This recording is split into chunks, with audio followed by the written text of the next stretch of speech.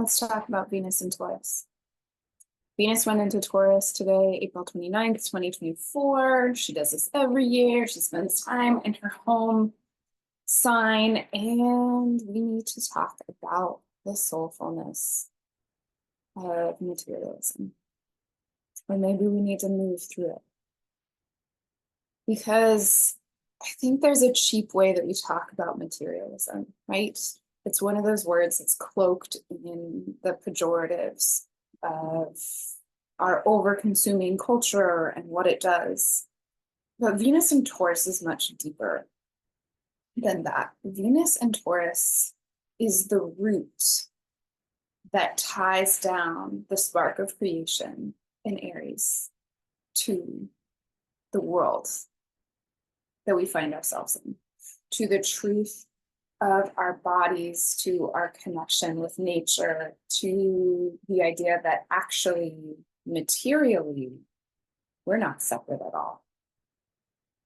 I remember walking home from a friend's house in college and feeling the cold morning air on my skin and feeling the real weight of air and understanding how my body was moving through the air like fish move through water, and how everything, all of these atoms were hugging me and holding me as I moved through this continuum of matter. And that, right, we are continuously pressed in to the matter of our physical existence here. And yes, there is a spiritual component that reaches into the mysterium. But there's also a security and a safety and a deep soulfulness of being in our bodies, in our skin, surrounded by things that we recognize and we have relationships with. One of the books that I think does the best job explaining this concept is Thomas More's Care of the Soul.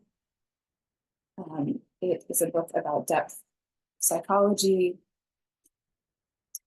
but he speaks about the significance of our things and our relationship to them and the soulfulness of honoring things in themselves, which is different than materialism as we speak about it now. Because materialism, as it is talked about in contemporary culture, is really not about the materials at all, right? It is about the gilded view of them. It is about how, if I have this car, what it means about who I am and how significant I am and how important I am, right? I need to actually accumulate all this stuff, not for the stuff itself, not for my deep relationship to the stuff, not for this reciprocal way that I live and spiritually respond to the stuff. It's just so that the image of the stuff can tell other people stuff. So the way that we talk about materialism, in much the same way that we talk about social media, like it's fake. But Venus and Taurus is the true materialism. Venus and Taurus is understanding the soul inside of the thing. I was raised by a man who loves old cars. My dad restores old cars, and it doesn't matter that if they're fancy cars, he has a connection with the shape and the hum of the engine and a symbiotic relationship that he finds an incredible amount of grounding and presence in facilitating this relationship. This is how we use our hands to interact with the world around us and to integrate it into ourselves, right? We use our hands to feed each other, to express our emotions, to touch the people that we're close to defend ourselves, right? We are in this space of the material. And yet so much, we're up here. So much I'm up here. after I graduated with my philosophy degree, I became a farmer for 5 years into my psychology degree because it was so nourishing after spending so much time in these books, struggling to understand, struggling to create this mental model of the world, to just sink my hands into the dirt and the earth of the world, to just work with the seasons, timings, and to watch it feed a community, and to work with a medium that pressed back against me, right? If I didn't plant things in the correct way, if I didn't treat the earth in a certain way, it wasn't just, I could imagine all the carrots in the world and then it happened, right? There was a deeper conversation in the material of the world with what was around me. And when I was in that conversation, I could feel time moving around me and in my relationship with the land and the plants and the animals that shared that space with me. And the gift of that, right? So much when we encounter trauma in our lives, and I'm not just talking about acute trauma, but also the kind of passive and the smaller traumas of being ignored by people that we love, of not having our heart responded to when we're vulnerable, of seeing so many global atrocities or acts of injustice around us and feeling like we can't do anything about it, or we can't do it, even if we can do stuff around some stuff, there's always going to be more, because there always is going to be more. And here, we can't cope with all of that. And yet there's something that happens when we start moving our hands, when we take the soulfulness of these objects and the art that goes into their creation and the tending that goes into their creation. We take that seriously, and it moves us, and it changes the world around us. And we find our place, and we understand that we are just a part of the whole. We are not responsible for all. We are also children of this world, in addition to the stewards of it. And we cannot come to love the world until we enjoy it. And we cannot truly enjoy it without having a real relationship with it. And that is the gift of Venus in Taurus. Venus in Taurus helps us feel real and not an abstract version of ourselves, and not a dissociated, traumatized version of ourselves, but it binds us to material reality by being present in noticing the connections between ourselves and the world around us, and by participating in those connections.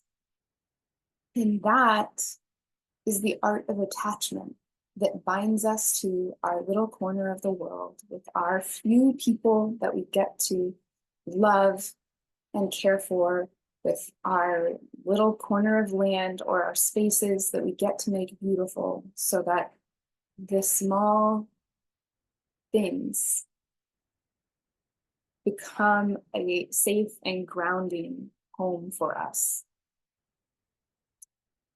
So yes, Venus in Taurus, she gets talked a lot about being pleasure. Pleasure requires safety and trust. And so more fundamental than that is knowing what it feels like to be safe and understanding what parts are real, and to grow in a symbiotic relationship, not just an expression of our own essence, but in a feedback loop with the material of the world and of our lives as the work of grounding. Now, there are a few more things that happen this week. Tomorrow, May 30th, Mars goes into Aries. So Venus is home in her home sign of Taurus, connecting with our values, and Mars separates from this conjunction with Neptune and all the confusion therein, and enters Aries and wants to do stuff about it. So there's a way in which,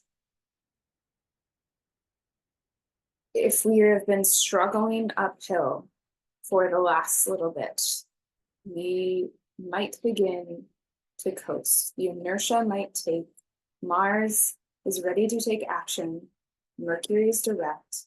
Venus knows what is important after everything that we just went through. And we start moving. Now, Venus is also going to square Pluto. And that is a lot of intensity, because that means that we get to a place where we feel like what we feel like we need is life and death. And in some ways it is, because in these moments when we don't get what we feel like we need to stay who we are, we have to change. And that can feel like a separation that we're not sure that we're going to survive. And yet, time and time again. On May 2nd, Pluto stations retrograde. And now Pluto has been slowing down, already moves very slow, slowing down for a very, very long time.